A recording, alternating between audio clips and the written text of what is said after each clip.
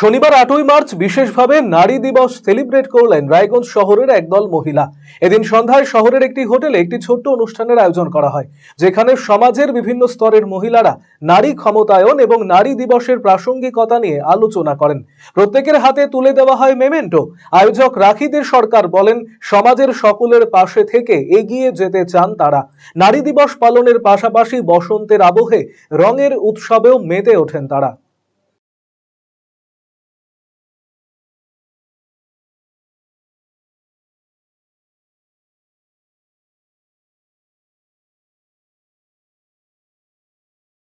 আজকে আমরা এখানে যেহেতু ৮ই মার্চ আন্তর্জাতিক নারী দিবস, মানে অ্যাকচুয়ালি এটা আন্তর্জাতিক শ্রমজীবী নারী দিবস।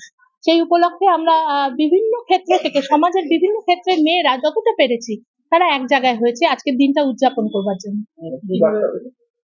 আমরা তো বার্তা তো নারীর দেওয়ার কিছু থাকে না, নারী তার নিজের কাজের মধ্য দিয়ে তার বার্তা দেয়।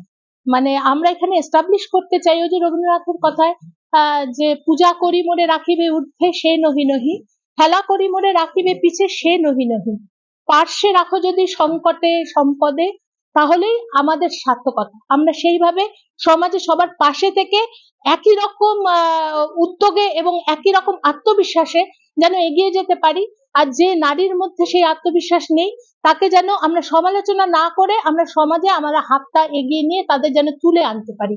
এটাই আজকের আমাদের মূল্য। আমরা এখানে যেহেতু আজকে বসন্তের দিন, একটা পলাশ সময়, তো সেই সময় তো বসন্ত তো রঙের ঋতু।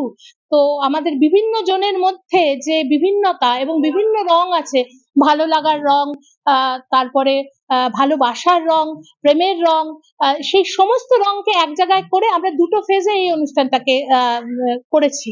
প্রথম পর্যায়ে আমরা নিজেরা নিজেদের পরিচয় দিয়ে এবং প্রত্যেকের হাতে নিজস্ব ছবি মেমেন্টো হিসেবে তুলে দিয়ে এবং প্রত্যেকে নিজের আজকের এই দিনটা তাদের কি উপলব্ধি, তারা সমাজে কিভাবে তাদের বার্তাটাকে পৌঁছে দিতে চায় সেরকম একটা সময়।